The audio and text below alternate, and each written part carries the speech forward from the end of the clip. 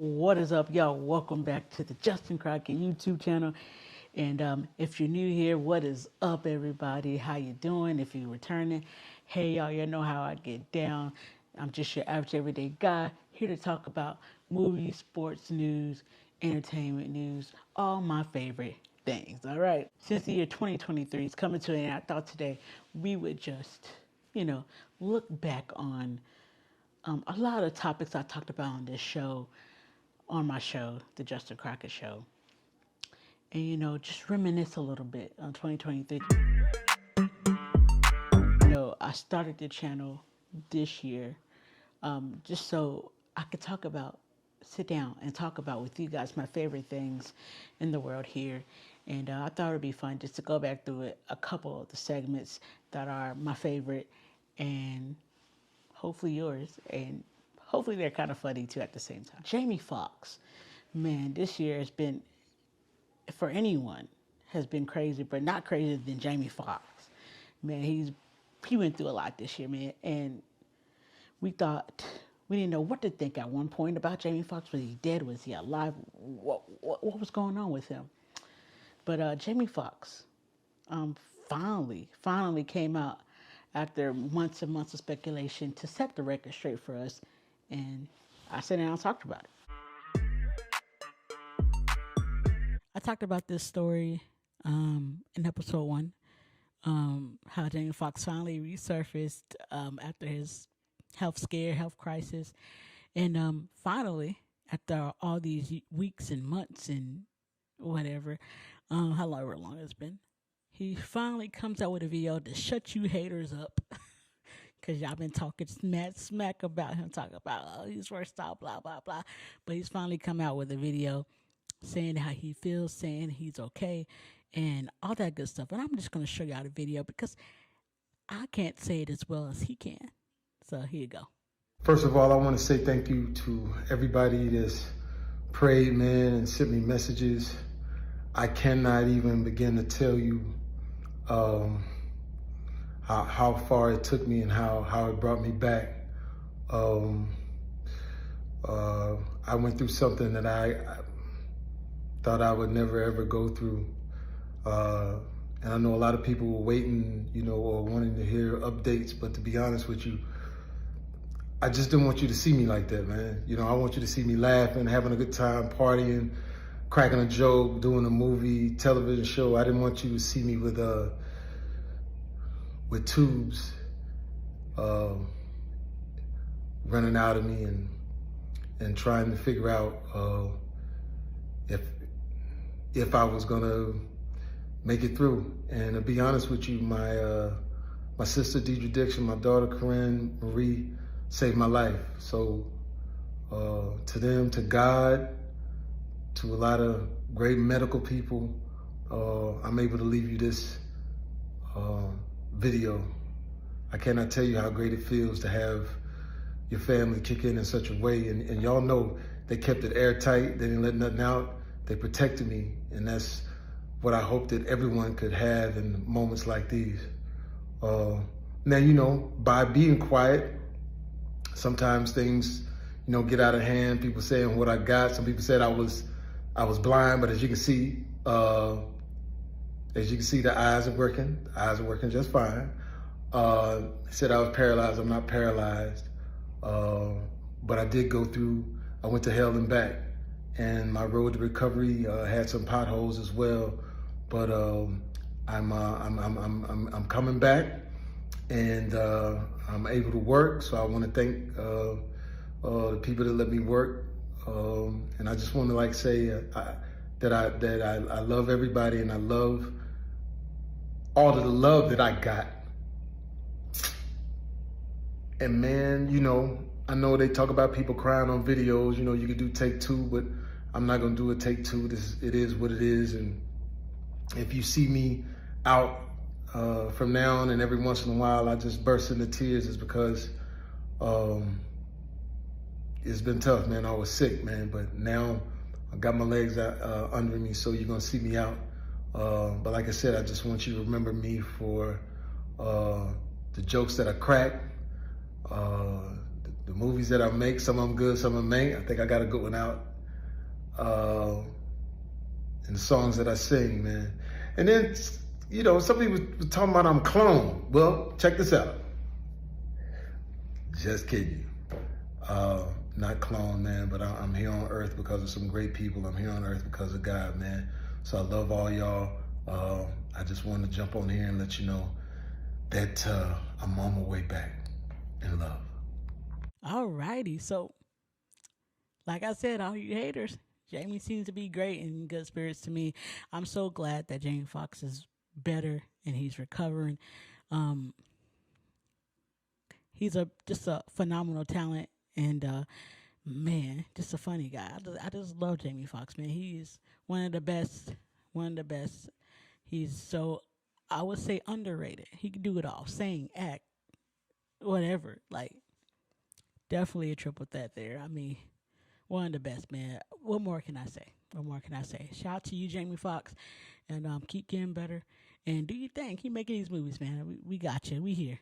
We here. All right, and to this day, people still think Jamie are a clone, but who knows? Who knows? Who knows? But I'm just glad to see Jamie Foxx doing well, man, and he just a great talent, man. Just a great talent, and can't wait to see much more of his projects, music, in the near future. Right, so Bronny James, if you hadn't heard about Bronny James, he went through a cardiac arrest at USC doing a basketball practice. And so I sat down and I talked about that. Y'all, take a look. Let's get into Bronny James. Bronny James. Bronny James is the son of NBA superstar LeBron James. And over this week, he went into cardiac arrest doing a workout for USC because he's going to be playing for USC. He's going to be playing college basketball for USC this coming season, hopefully. But he did what in practice and while just working out. He did go into cardiac arrest and he was rushed to the hospital. If you haven't heard, but good news, guys. They did, get him stable while at the hospital.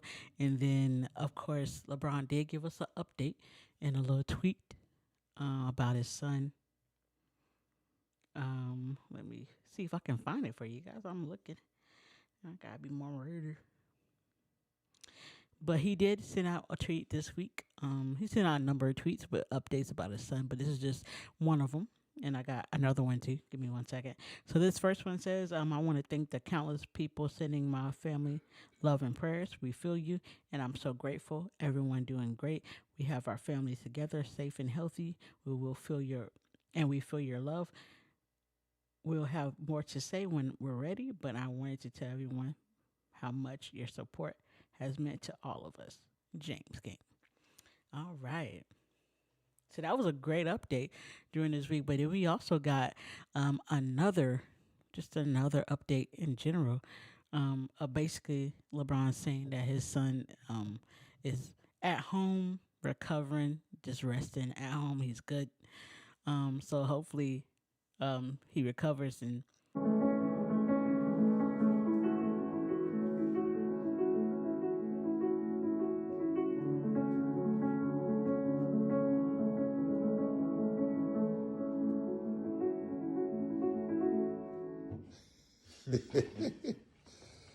Man of many talents. Go ahead. I can do that. does what he loves. He plays basketball, and I know LeBron wants him to play basketball and come to the NBA and play alongside him. That's LeBron's dream of just playing alongside his son. So hopefully he recovers. Prayers out to him for a speedy recovery and get back out there, do what you love, Bronny. Keep doing it, and prayers to the James family as well. All right, so update on Bronny James here. He actually suited up and actually played his first game for USC a couple of weeks back, and I wouldn't say he's doing great, but he's getting back into the rhythm of things. But I'm just glad to see I'm just glad to see that Bronny James is doing well and that his career can push forward, and hopefully that he gets to play with his dad in the NBA. Alrighty, so this story was just crazy at the get-go, y'all. I'm telling y'all. Lizzo coming out, Lizzo's dancers coming out saying maybe she's a bully, allegedly she's a bully and that she's done all this crazy stuff. But it was just a crazy story. Nobody expected this coming from Lizzo's camp. Nobody expected this coming. Nobody expected this from Lizzo to begin with. But y'all check it out. Lizzo. The moment everybody went for Lizzo. Is she a bully? Is she a bully? Now the reports say, or say I say, Lizzo's dancers say that Lizzo has made the work environment a toxic environment because Lizzo has been, had the sexual harassment, has been doing all kind of things, critiquing their body image of her dancers and all that crazy stuff, yelling at them and all that stuff, man, making them do all kinds of things, y'all. Look, at least that's what her dancers say. Allegedly. Now, Lizzo hasn't come out and said anything about the situation herself. So, it's all alleged at this point in time. But man, but not only did Lizzo's dancers come out and say Lizzo just was terrible to them, just despicable to them, basically, also a director that worked on her documentary back in 2019 had some stuff to say as well about why she walked away from the documentary. And I got the quote right here for y'all. Here we go. This is what the quote says. It says, I usually do not comment on anything pop culture related, but in 2019, I traveled a bit with Lizzo to be the director of her documentary. I walked away after 2 weeks. I was treated with such disrespect by her. I witnessed how ignorant, self-centered, and unkind she is. I was not protected and was thrown into shitty situations with little support. My spirit said to run as fast as you can, freaking can. And I'm so grateful I trusted my gut. I felt gaslit and was deeply hurt, but I've healed. Reading these reports made me realize how dangerous of a situation it was. This kind of abuse of power happens far too often. Much love and support to the dancers. I will say this kind of stuff does happen far too often, more than we realize, in not just the music industry, but acting industry, every industry, pretty much, man. And if it's true, I feel for the dancers and I feel for that director. I feel for them because nobody should have to go through that. Working for somebody that treats you like that. Nobody should have to go through all that. Man, but if this is alleged right now, but if it's really true, which 9 times out of 10, if everybody's saying it is true, then Lizzo, I gotta say, y'all, I didn't see this coming. Like, I thought Lizzo was all about body positivity. It was all about kindness, positivity to the world and all that stuff. Some people can catch a vibe, but I didn't catch that vibe from Lizzo. I did not. And I know some of y'all out there probably did, and y'all probably like, yeah, man, I was right. Y'all probably like, man, I was right. Yeah. And I'm going to say, y'all was right. If it's true, y'all was right. But man, Lizzo, come on now. You got to be better than this. Sometimes fame goes to people's head and they treat people awful. I hope it's not true. But like I said, when a bunch of people come out, say the same thing, 9 times out of 10 it's true. Lizzo was here, but now she about to end up down here at the bottom. I mean, once the reports came out, she basically dropped. She basically at the bottom. But if it turns out to be true, it's still gonna go to the bottom. But dang, Lizzo, treat your dancers better. Come on now. I know you can be better than that. Come on now. Spread kindness. not hatred. Come on, come on. Really, you haven't heard much about Lizzo from then on out. So if I figure out anything, I'll let you guys know. All right, so DC, of course, hired James Gunn to be the new head of the DC films, right? DC Studios. And, well, I did a story about, why are DC films failing, and here are my thoughts about it. DC has been struggling lately. Have you heard about that? Not really. Not I mean, I know some of their movies, they like struggle. Like they wanted, like the money they wanted. Like one movie wanted 8 million and it made like 5 million, something like that. 8 million. that was the good. Those are the good ones. But I'm gonna take you through it. I'm gonna take you guys through it. Let me.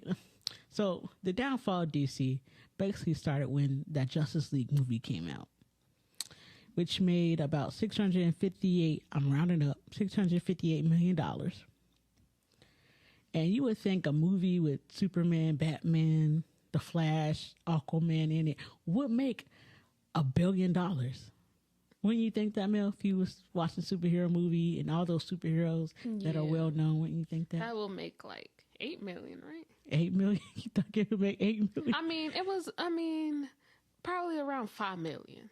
Okay, but I'm saying Justice League, it made $657 million. It made more than 5 million. Yeah, it made more than what you were trying to say.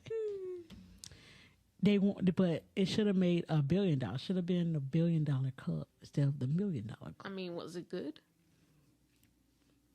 I didn't like it. Okay, then no, it shouldn't have made $1 billion. Then I'm saying that, but the expectations were $1 billion. But then the next on DC's downfall was Wonder Woman 84. Now, Wonder Woman 84 did come out in the pandemic, and with the pandemic, Warner Bros. Decided, let's just have our movies available to watch online, and also you can go to the movies and see it as well, which really hurt their box office for not just Wonder Woman 84, which made $170 million, rounding it up, and then also the Suicide Squad suffered the same fate, making $169 million.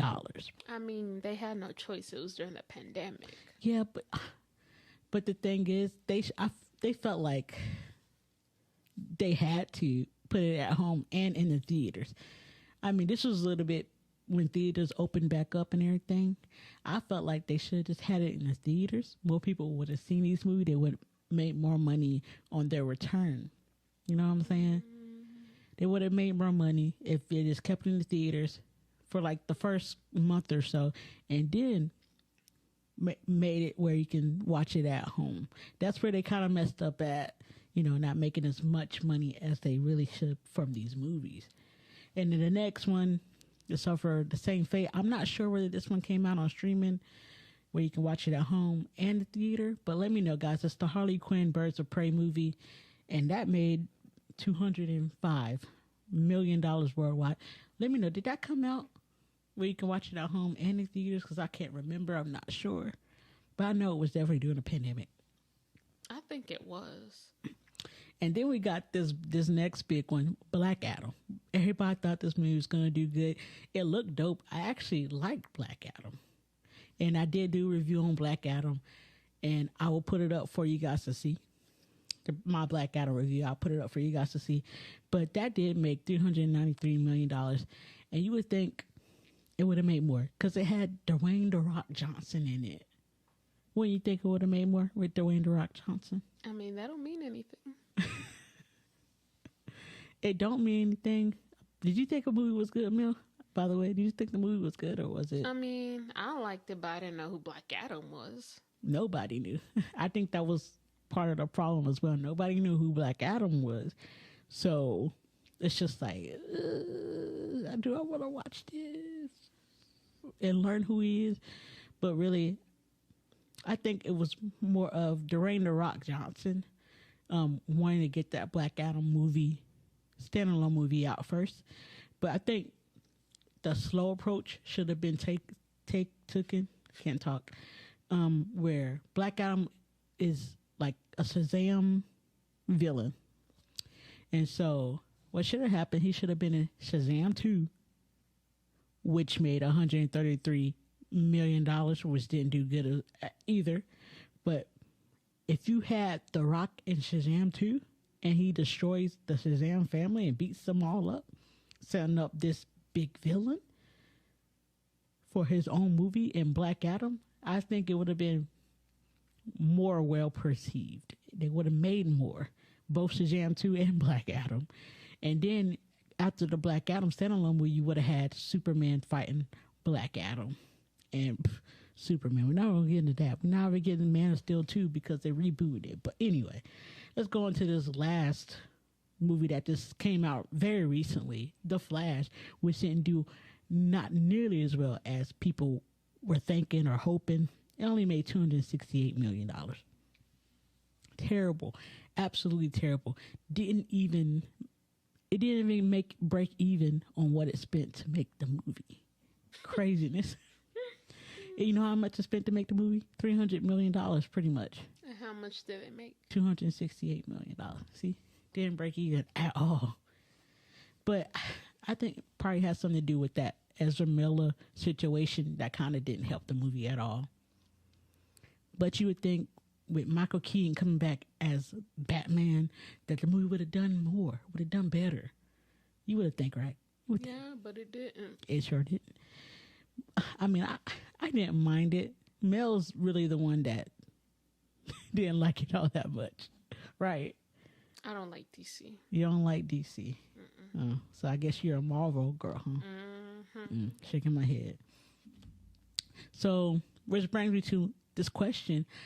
Why is DC flopping so hard nowadays? Why isn't nobody going to see the DC superhero movies? Now, I know there's a reboot coming in 2025, but is that the reason nobody wants to see the movies, Mill? Is it the reboot or is it something else? It could be that, and then it can also be that maybe they're just not into DC anymore. They could be not into DC. Absolutely. Absolutely. Very true. Well, I believe it's because of a reboot coming in 2025 with Superman Legacy. And I think people are just waiting for that to actually go back and see DC superhero movies. That's why I think I don't really want to see these movies. I am looking forward to Blue Beetle coming out. I can't wait to see the movie. It looks good to me from the trailers, but the trailers can be deceiving. Is that DC too? Yeah, Blue Beetle, yeah. I want to see that one. See? Yeah, it looks good from the trailers, right? Right. I only want to see it because Homeboy's in it. From Cobra Kai. Yeah. I'm so done. Anyway, let me know, guys. Let me know what you think, guys. What is happening with DC? Why is it no one going to see the DC superhero movies? Is it because of the reboot or something else? Let me know down in the comments. Wow. And speaking of DC, this is actually the end of an era. The DCEU last film just came out, and Aquaman, The Lost Kingdom, and I can't wait to review it. I heard some mixed feelings about this movie so far, but I can't wait to just go see it and review it for you guys. And also, I'm going to be ranking my DCEU films, all 15 of them, all 15 projects, because not all of them are films, some of them are shows, like Peacemaker. So I'm going to be ranking all of those on my video or on the Justin Crockett Show, whichever one comes first. I'm giving my ranking of the DCEU films here soon, y'all. Stay tuned for that. All right, the next one, oh man, talking about celebrities just running their mouth rampant. Rachel Zegler talking about, princesses and princess and prince and these fairy tales and fairy tale stories and how, just take a look, y'all. Just take a look. Rachel Zegler, a.k.a. Snow White, a.k.a. just saying whatever she wants to say. So Rachel Zegler has made the news, and for weeks now.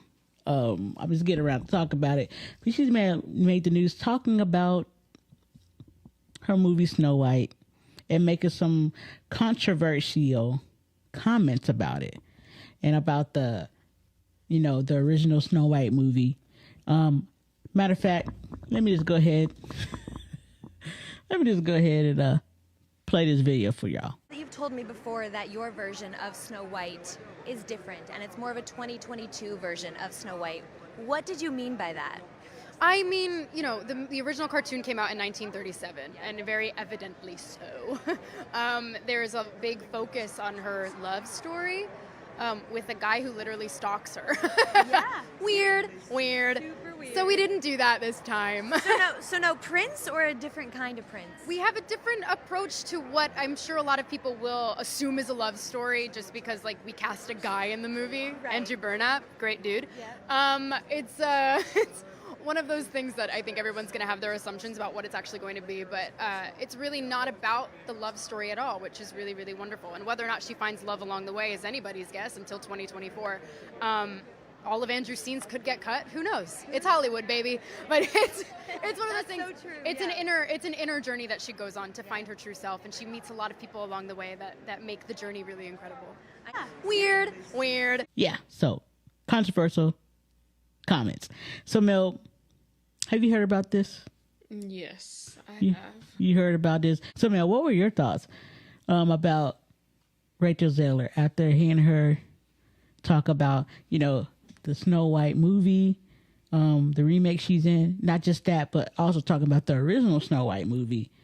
What were your thoughts about that? I wasn't sure what she was talking about when she was saying the Prince Charming was stalking Snow White, which was weird because I seen Snow White and nowhere in the movie do you see him stalking her. Right. He only shows up to her one time when she's singing to the little animals.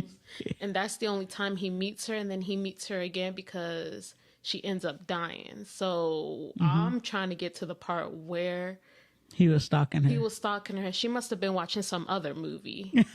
I'm dead ass. I'm for real. Well, didn't Prince Charming kiss Snow White? When did he kiss Snow White in that movie? It was towards the end. He kissed her, and then she wakes up, and then he puts her on the horse, and then they go off into the sunset. Yeah. Okay. Yeah. And then on top of that, the part that was getting me was when she's weird, making all that face. Yeah. Miss girl, please stop embarrassing yourself. For real. And then she was also saying how maybe Prince Charming can be cut out completely. Because this is not a love story. This is of Snow White becoming herself or finding herself or whatever she said. Yeah, I think she was saying there's not going to be a love interest or whatever. I think that's what she was saying. Yeah, kind of what she was saying.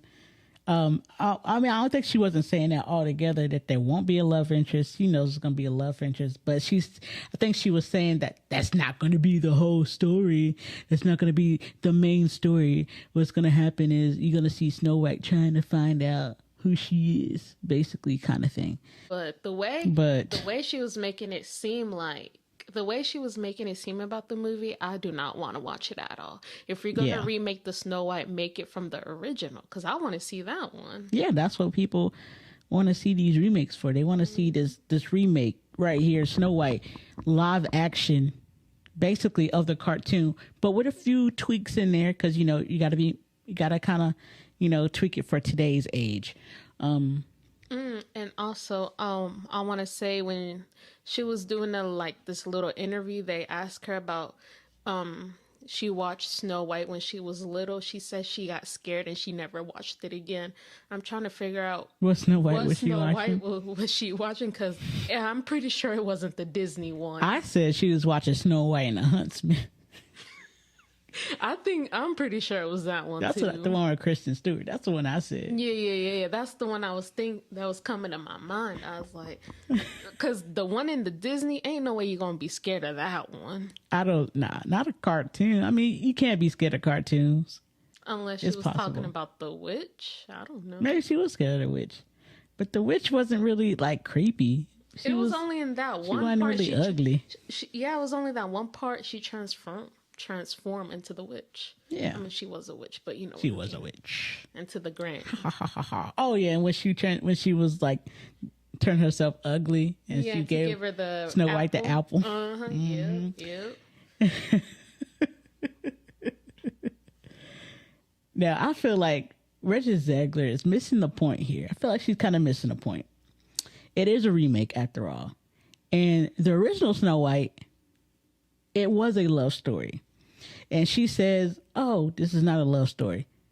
The original was a love story. It was. It was a love story. It was about Snow White, right?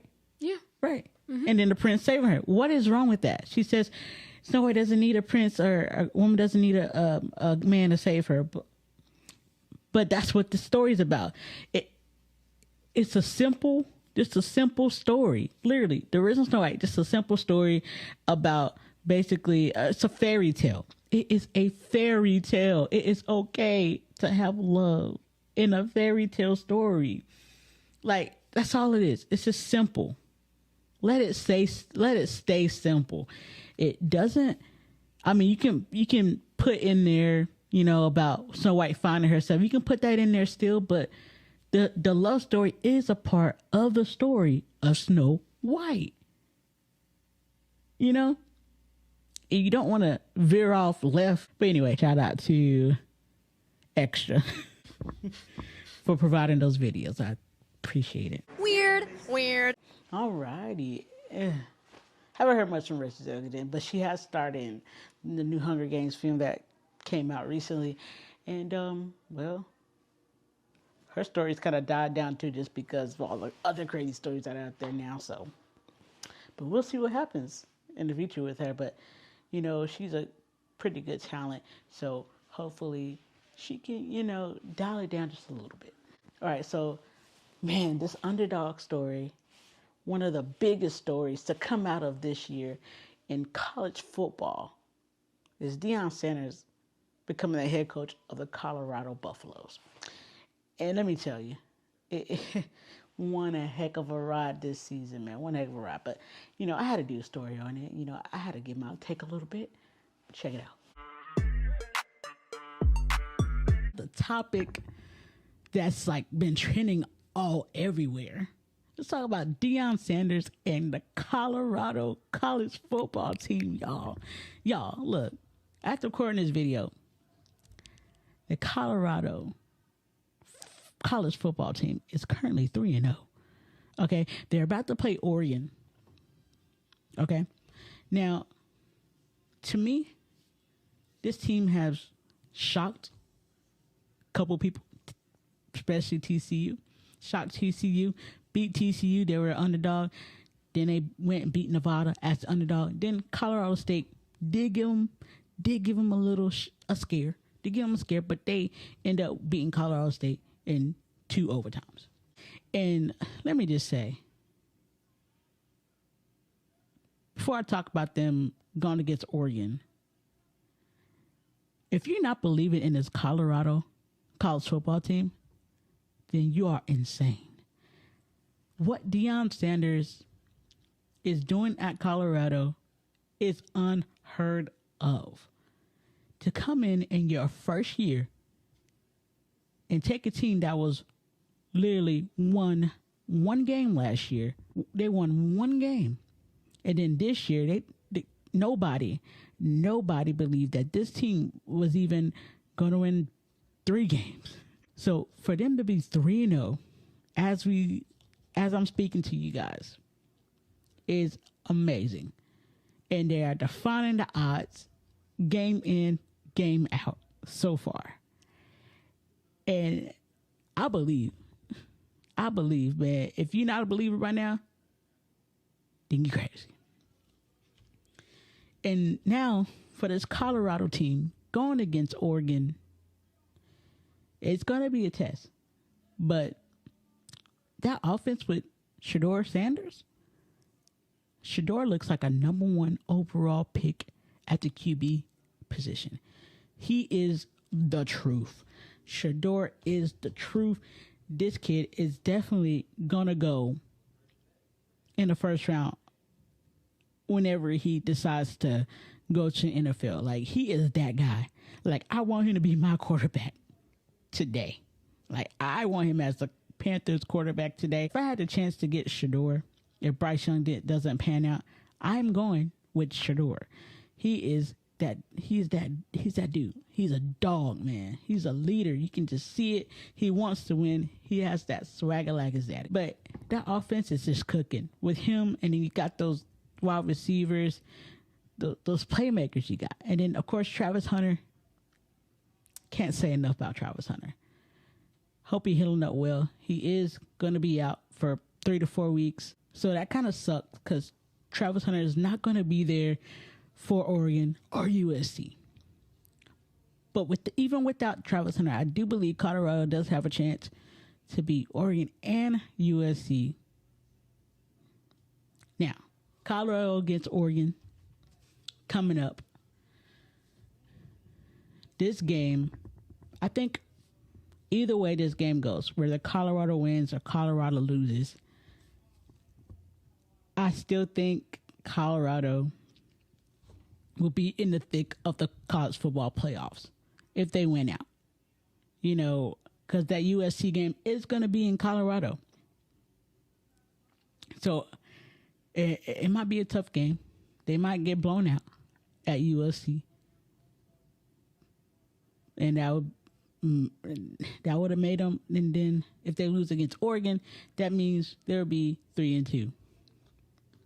But let me tell y'all something. Here's what I think. Colorado and Oregon.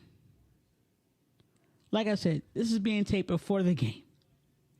But I do think Colorado and what Deion Sanders is doing down there, I think Colorado being a 21-point underdog against Oregon, I believe Colorado is going to beat Oregon. I believe Colorado is going to beat Oregon. 100%. I do. By 3 or 7. One of those. But I think Colorado is going to pull off the upset.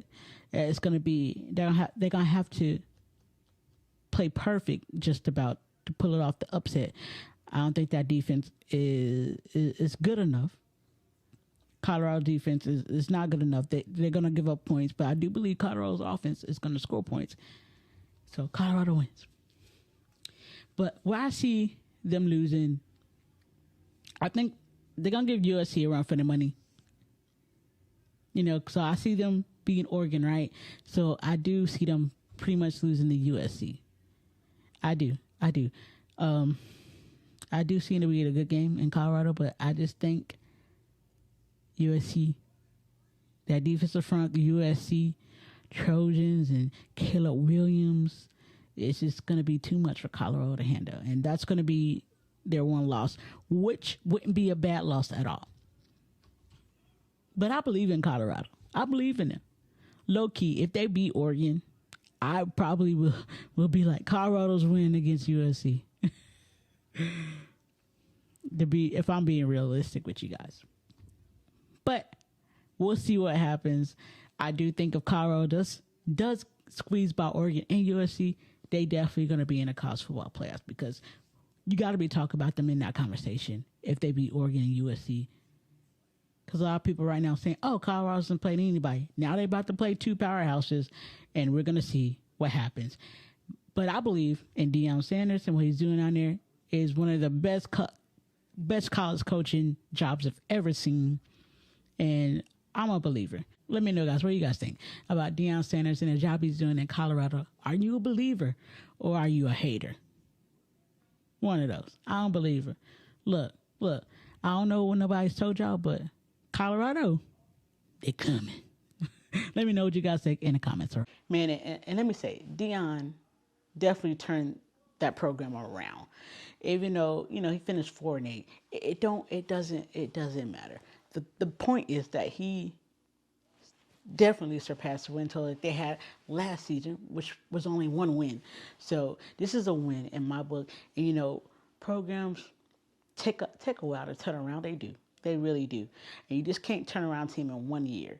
So you know, and it takes a little bit of time. So for him to have that much success in 1 year speaks a lot. And for him to not even have all the players that he needs to have a winning team and a great team and to compete for that national championship, it just says a lot about Dion.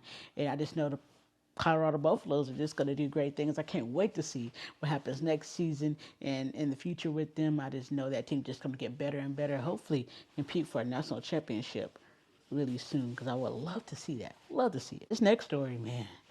This woman went viral for just saying, I am not going to no Cheesecake Factory on no first date. Who does that? And of course I had to talk about it. Y'all check it out. The Cheesecake Factory TikTok that has been going viral all over the place. And if you guys haven't seen this TikTok, it's really a TikTok about this lady talking about how she doesn't want to be going on a date to no chick. She doesn't want to be going on a date to no Cheesecake Factory. She too good for that. She too good for it. And if y'all haven't seen that TikTok, here's a little bit of it right here. Her talking about how she doesn't want to be going to no Cheesecake Factory.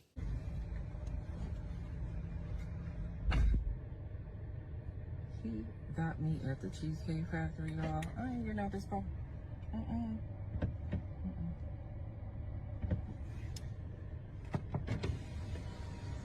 Yes. Would you want me to open the door for you?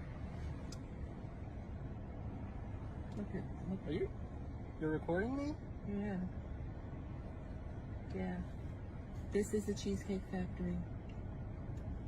This is the Cheesecake Factory, y'all. What's the problem with that? This is a chain restaurant. Who takes someone that looks like this to a chain restaurant? You want to talk about it? I'm fine with talking about it, even in front of them. Oh yeah, I want to talk about it. Yeah. Come on, get up on in the car. Yeah, we're gonna talk about it. Jamal, have you seen this TikTok? I have. What do you think about this Cheesecake Factory lady? I feel like she was doing the most. I feel like she was doing the most. Mm-hmm. I feel like she was doing the most too. Now, I did watch a couple more TikToks about her and blah, blah, blah, whatever happened, the whole situation. So really, she took an hour to get ready, and apparently the guy did have reservations for a different restaurant. But like I said, she took an hour to get ready, and so they had to settle for the Cheesecake Factory. Now, Mel, if, let's say, I'm going to take you to the Cheesecake Factory, would you be okay with going to the Cheesecake Factory, or is that, like, not too fancy for you? Or is that not fancy enough for you, should I say? To be honest, I would love to go because I've never been. Okay. So the Cheesecake Factory. So you're not too good for the Cheesecake Factory? No. Yeah. I don't know why this lady felt like she was too good for the Cheesecake Factory. To me, you gotta...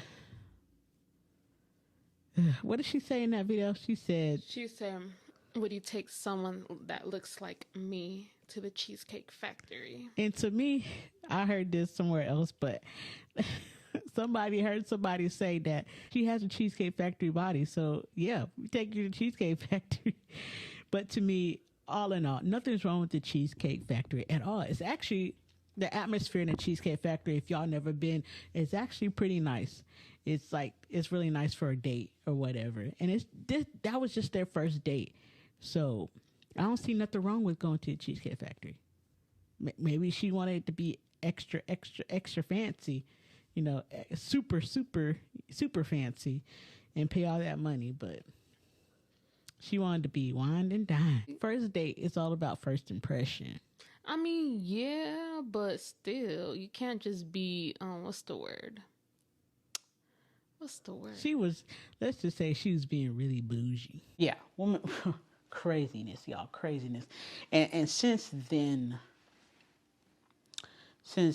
you know, apparently she took like 2 hours to get dressed or whatever, like I said in the video. And let me tell you, since then, women have come out with a little list of places they would not go. Let me tell you, it's craziness. And let me tell you, the fact that Cheesecake Factory is on there at all is craziness to me. To me, Cheesecake Factory is it's a nice establishment. And I think That is not a bad first date at all. Not a bad first date at all, y'all. And let me tell you, you can afford what you can afford. It shouldn't matter where that first date is at if they're really into you. Think about that, y'all. Think about that. All right, and the number one story or the number one freaking video I think that was just had me laughing, and that I look back on, I was like, man, that was hysterical. And one of the craziest stories that come out of this year is probably the Jada and Will Smith stuff. We found out Jada and Will separated in 2016, y'all. 2016. But of course I had to talk about it. Take a look. Take a look. So, Melly, have you heard about this? About this book that Jada Pinkett Smith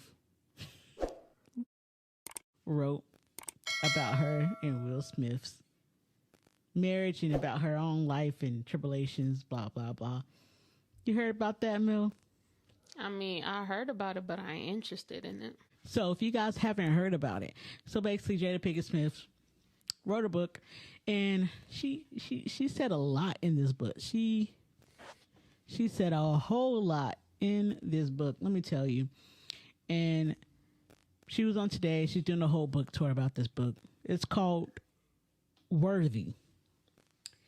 And basically in the book, she says that her and Will Smith has been separated for, I think, 7 years or so. Since but, 2016. But since 2016.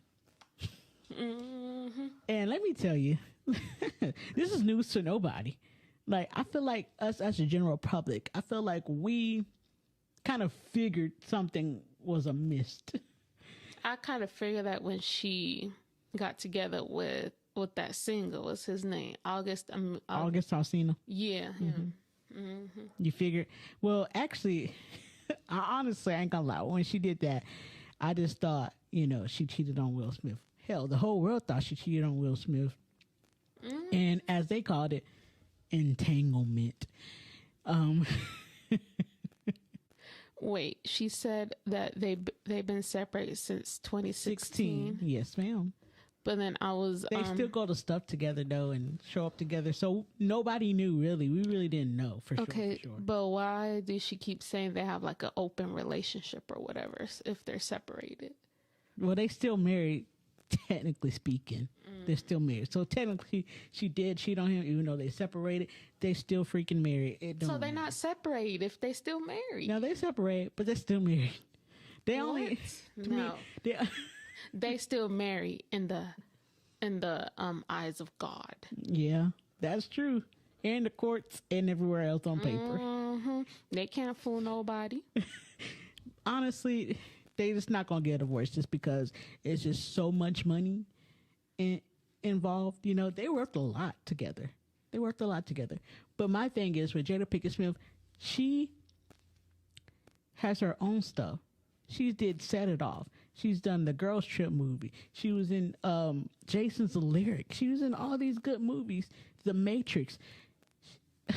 She has a lot going for herself as well. So the fact, I mean, I guess I get it. Will is much bigger star than Jada Pinkett Smith. But Jada Pinkett Smith, see, I can't even talk, y'all, is a star in her own right. But I don't think she realized that. But I think she doesn't want to give up all that money that Will has, you know what I'm saying? She doesn't want to give up what they have together. So it's what they build together is they worth a lot of money together than apart, So that's why she's staying. And then apparently she said some other stuff too. What's the other stuff she said, Mel, She said that she was engaged. Tupac had proposed to her. She said Tupac proposed to her, and the internet was going crazy because they put two and two together, put the timeline together. Like Tupac, they said Tupac had a whole girlfriend, fiance. Had a whole fiance. When apparently at the time this proposal happened. She said that he proposed at the Rikers jail or whatever. When he went to prison. When he Rikers went, jail. but then this girl on TikTok, she says that wasn't true because they transfer him to a different one, and then they said once they transfer you, you can't have like any visitors or something like that. So they were like putting two and two together, saying she was lying. Maybe I think she is lying because she's like maybe she's making up some stories that she about Tupac saying he was in love with her. So I don't know. I don't know either. We never gonna know. Oh, and then on TikTok too, his fiance finally responded saying, I think she's Delulu. She's crazy. She needs to stop lying. I didn't finish the video though. Okay. Yeah. Thanks for not finishing the video. Yeah. But yeah, I don't know. We're never gonna know the truth because we can't hear Tupac's side because he did, but or is he? But you know, all we got is Jada. Yeah. All we got is Jada. I don't know. I don't know. Honestly, though, I would pick up the book and read it. I want to hear. I want to hear that. Hear some more of them, them crazy stories. I want to know. I'm nosy. I want to know what's been going on. I feel like she's just doing too much. She's embarrassing Will. Oh yeah. I didn't even get talk about Will, man. I mean, first of all, let me talk. Will Smith should not have smacked Chris Rock. They weren't even together. Like they said, they've been separated since 2016. Exactly. They weren't even together. He went up and slapped Chris Rock. Right. That and just now, makes him look like more stupid or dumber or something like that. It's like crazy. Like, why did he slap Chris Rock? Clearly, I guess Will Smith had more feelings still than Jada realized. I don't know. It's weird. People are saying she put a spell on Will, and that's why he went to go slap. I don't know. They need Jesus. But anyway, let us know, guys. What do you think about the Jada Pickett Smith Alcina, whatever, Pac Shakur, Jada Pickett Smith Alcina Shakur? Yeah. What do you think about her book? What do you think about her book and her saying her and Will Smith's been separated? What do you think about Will Smith and Jada Pickett's relationship? They too much. They crazy. Do you not care? Does she need to go somewhere? Does she need Jesus? Let me know. Let us know down in the comments what you think about this crazy mess and this whole book tour she going. Man, let me tell y'all. And since then, it's just gotten crazier. Will Smith's freaking, former assistant has came out with some stuff, and man, it's just gotten crazier for Will and Jada. And let me tell you, sometimes it's best to not tell everything out in the open. Not to tell everything. Sometimes it's best to do that. But that is my look back in the year 2023 for this channel, the Justin Crockett channel, y'all. And thank you guys for coming along with the ride. You know what I'm saying? It's going to be a lot more coming in the future in 2024. I can't wait to do some more videos for you guys and do the Justin Crockett show for you guys. This channel is going to grow even more, and I can't wait. And I thank you guys for the support. I truly, truly appreciate it. And you know what? Ain't nowhere to go but up, right? But while I'm making videos for you guys, make sure you guys check out some other videos I got on the channel. Because you know what? They there for you guys. And make sure you hit the like and subscribe button to see more and be ready for 2024 of this channel. Thank you guys, and see you guys next year.